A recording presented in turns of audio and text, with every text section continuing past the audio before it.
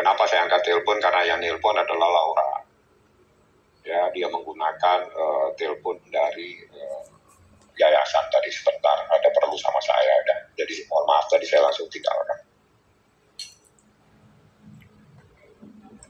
Kondisi Laura gimana, Bang? Kondisi dia, sehat-sehat. Sehat-sehat walafiat ya. Nggak ada apa-apa. Semakin ceria dia, karena dia kan ada di tempat yang benar, didampingi dengan seorang yang benar, dan sebagainya. Doain saja lah ini anak. Kalau nggak salah sih, mereka akan ramahan dalam puasa bersama-sama ya. Informasi yang saya terima seperti itu. Ada rencana liburan kemana, Bang? Kalau puasa nggak mungkin liburan. Puasa kan pasti ke masjid liburannya, taraweh. Ya, pasti ke masjid taraweh, mungkin taraweh di rumah, kita ibadah lah 30 hari ya. Ada yang jadi dalam saat kita bulan puasa biasanya lebih sibuk dengan menjalankan ibadah puasanya, tarawehnya, dan dalam kesempatan ini saya menyampaikan selamat menjalankan ibadah Ramadan. Insya Allah puasa kita diterima sama Allah Subhanahu Wa Taala. Amin ya Rabbal Alamin. Itu yang terpenting adalah. Oke Bang, untuk Laura sendiri aktivitasnya di rumah eksklusif. Dia tadi dia lagi kemarin sih kayaknya ya lagi rame-rame dia olahraga itu ya kalau nggak salah.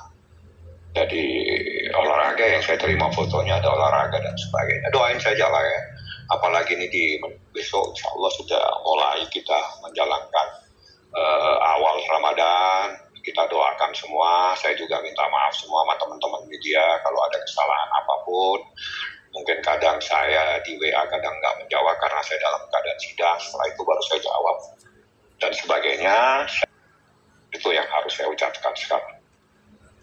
Bang, kapan bisa muncul ke publik, Bang?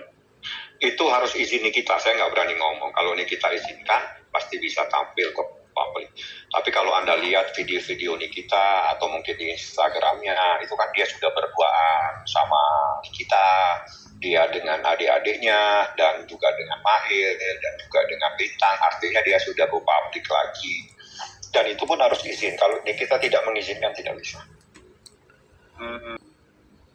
Abang, terkait dengan statement dari pihaknya Fadel bahwa benar ada uang yang dibilang 800 juta itu ternyata nggak 800 juta kok, tapi di bawah itu jauh dan itu dipakai untuk keperluan Laura sendiri. Tanggapan Abang sendiri gimana, Bang? Berarti benar dong yang selama ini. Saya tidak mau menilai uangnya, saya hanya menilai kebenarannya. Yang selama ini disangkal dan seterusnya, dianggap bikin sial dan seterusnya.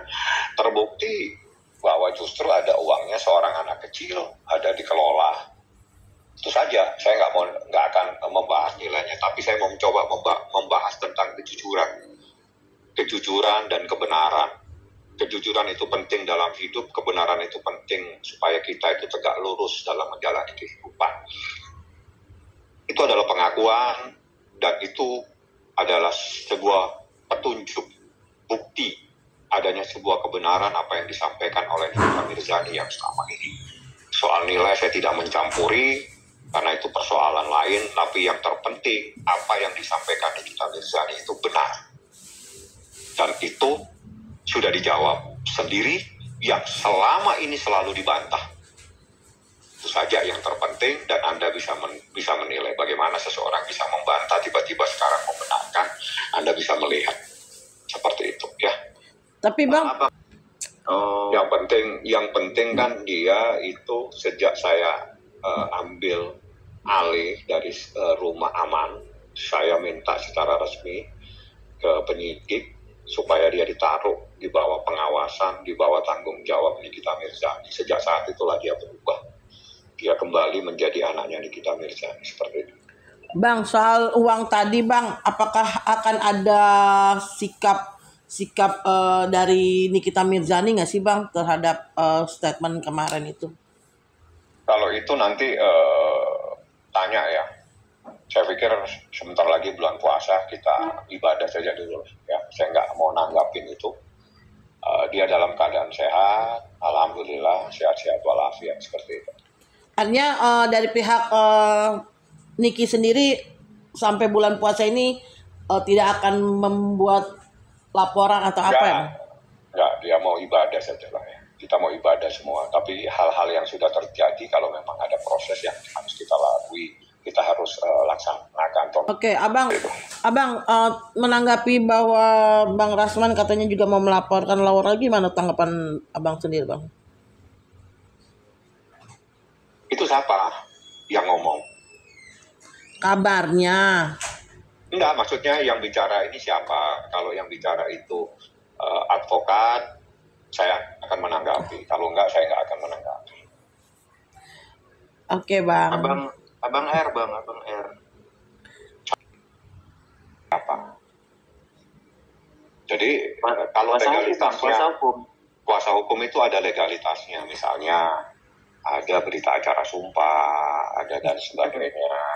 Kalau saya menanggapi, mohon maaf, akhirnya nanti saya salah dengan organisasi. Karena dalam organisasi itu ketat, syaratnya ketat. Jadi saya tidak boleh membenarkan hal-hal yang menurut hukum itu sudah dilakukan sesuatu yang kita sudah tidak bisa lagi mengkategorikan bahwa dia adalah seorang advokat, seperti itu.